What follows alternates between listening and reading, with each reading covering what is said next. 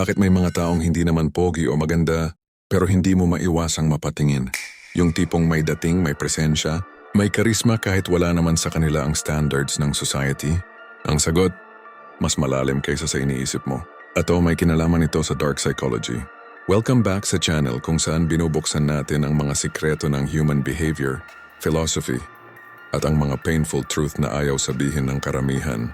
Ngayon, pag-uusapan natin ang sikreto ng attraction beyond physical looks, isang konsepto na matagal nang tinalakay ng mga philosopher tulad nina Nietzsche, Carl Jung at Robert Greene, at patuloy na pinapatunayan ng modern psychology.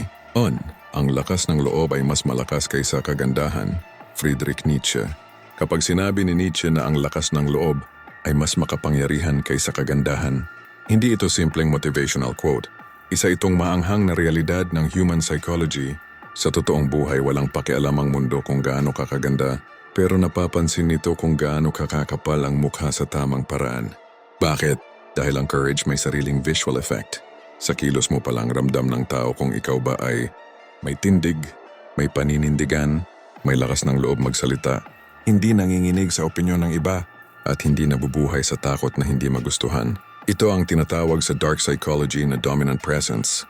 Hindi ibig sabihin na controlling ka, ibig sabihin lang ay hindi ka natitinag. Isipin mo to, kung dalawang tao ang magkasabay pumasok sa kwarto, isa ay maganda pero nahihiya, yuko, at parang gusto magtago. Isa ay average lang ang itsura pero confident at comfortable. Sino ang mapapansin mo? Hindi ang beauty, kundi ang energy. At ang energy na yan hindi binibigay ng genetics ginagawa mo. Ito ang dahilan kung bakit may mga taong nagiging attractive kahit hindi sila ang ideal sa standards ng society. Kasi ang courage, nagpapalakas ng boses, nagpapatapang ng kilos, nagpapaganda ng posture, nagbibigay ng magnetic vibe, at higit sa lahat, ipinaparamdam na kaya mong harapin ang mundo. Attraction is not about the face. It's about the force. At ang force ng taong may lakas ng loob, halos imposible hindi mapansin. 2. Know thyself or others will define you. Carl Jung. Si Carl Jung, isa sa pinakamalalim mag-isip sa kasaysayan ng psychology, ay may sinabi na masakit pero totoo. Kung hindi mo kilala ang sarili mo, ang mundo ang magbibigay ng identity mo. Ito ang dahilan kung bakit maraming tao ang madaling ma-manipulate, madaling ma-insecure, madaling ma-intimidate, at madaling makontrol ng opinyon ng ibang tao. Kapag hindi mo alam kung sino ka, magiging sponge ka ng expectations ng society. Kapag sinabi nilang hindi ka attractive, maniniwala ka. Kapag sinabi nilang hindi ka enough, tatanggapin mo. Kapag sinabi nilang wala kang kwenta, i-internalize mo. Pero ang taong kilala ang sarili, ibang klase ang dating. At sa dark psychology, ito ang isa sa pinaka-powerful na traits na nag-a-attract ng tao. Self-certainty ang tahimik pero matibay na tiwala sa sarili. Bakit attractive ang taong self-aware? Kasi alam niya kung ano ang kaya niya. Alam niya kung saan siya magaling. Alam niya kung sino siya. Kahit iba ang pananaw ng mundo, hindi siya basta-basta naapektuhan ng criticism, hindi siya madaling ilihis sa direction niya. Ang taong kilala ang sarili naglalabas ng aura na parang sinasabi, hindi ako naghahanap ng approval. Alam ko ang halaga ko. At yun ang hindi kayang tapatan ng kahit na anong physical beauty. Dahil ang tao ay natural na na-attract sa identity, hindi sa mukha, sa clarity, hindi sa popularity, sa authenticity, hindi sa perfection. Self-awareness is magnetic. Kaya kung hindi mo kilala ang sarili mo, madali kang matutumba ng kahit sinong may malakas na personality. Pero kung malinaw sa'yo kung sino ka, kahit anong gulo ng mundo, ikaw pa rin ang magiging anchor ng sarili mo. At doon nagsisimula ang tunay na attraction. First, power is not physical. Power is perceived. Robert Greene, The 48 Laws of Power. Si Robert Greene, isa sa pinakamalupit pagdating sa strategic psychology, ay nagsabi ng isang bagay na dapat mong tandaan habang buhay. Ang kapangyarihan hindi mo kailangang hawakan. Kailangan mo lang iparamdam. Sa madaling salita, power is perception. Ito ang dahilan kung bakit may mga taong hindi naman gwapo o maganda, hindi naman mayaman, hindi naman sikat, pero pag pumasok sa isang lugar, ramdam, umaling-asaw ang presence, parang tumitigil sandali ang paligid. Bakit ganon? Kasi marunong silang hawakan ang sarili nila. Sa dark psychology, tinatawag itong controlled presence ang ability na iparamdam sa iba na hindi ka basta-basta. Paano nila ito ginagawa? 1. Hindi sila nagmamadali. Ang taong nagmamadali nagmumukhang insecure, pero ang taong kalmado. Ibig sabihin hindi siya kinakain ng pressure. Ibig sabihin sanay siya sa atensyon. 2. Hindi sila reactive.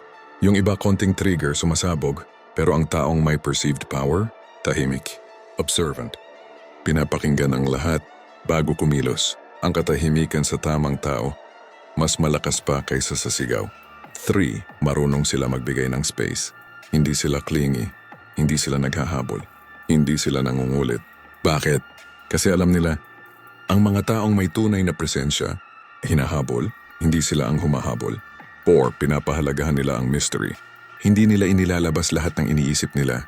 Hindi nila sinasabing agad ang nararamdaman nila. Hindi sila open book. Sa totoo lang, mystery is one of the darkest, strongest forms of attraction. Kung alam agad ng tao ang buong kwento mo, mawawala ang allure mo. Pero kung meron kang hidden depth, the mind becomes curious. Curiosity becomes attraction. For the painful truth, hindi ka nagiging attractive dahil sa hitsura, nagiging attractive ka dahil sa epekto mo sa iba. Ito ang masakit na katotohanan na hindi sinasabi ng social media. Attraction is emotional, not visual. Hindi mahalaga kung gaano kaganda ang mukha mo kung wala namang emotional imprint sa taong kausap mo. Ano ba ang emotional imprint? Ito yung epekto mo sa kanila pagkatapos ng interaction. Mas masaya ba sila? Mas kampante? Mas curious sa'yo? Mas na-inspire? O mas hindi ka nila malilimutan? Hindi hitsura ang nagbibigay ng ganitong epekto, kundi behavior, attitude at presence. 1. Paano ka magsalita? Ang taong may calm, confident tone, kahit simple lang ang sinasabi, nagiging interesting. 2. Paano ka manindigan? May mga taong hindi outspoken, pero may boundary. May sariling prinsipyo, may sariling backbone, at sobrang attractive nun. 3. Paano mo dalhin ang sarili mo? Posture, eye contact, composure.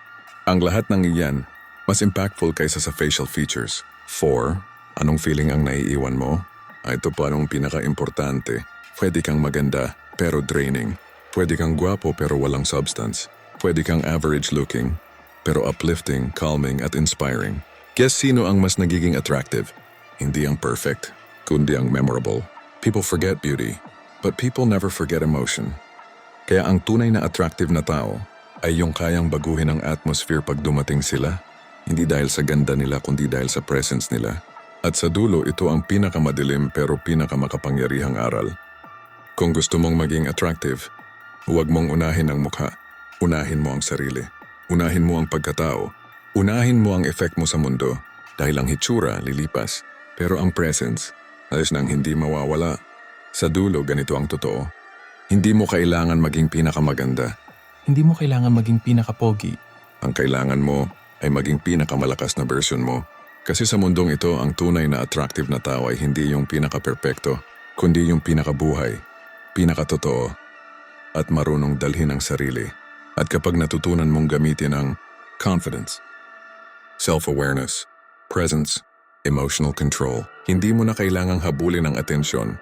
Ikaw mismo ang magiging atensyon. Kung gusto mong mas maintindihan ang utak ng tao, huwag kang mag-scroll, isubscribe mo to ngayon. Dito nagsisimula ang power mo pero nasa iyo kung gugustuhin mo ba.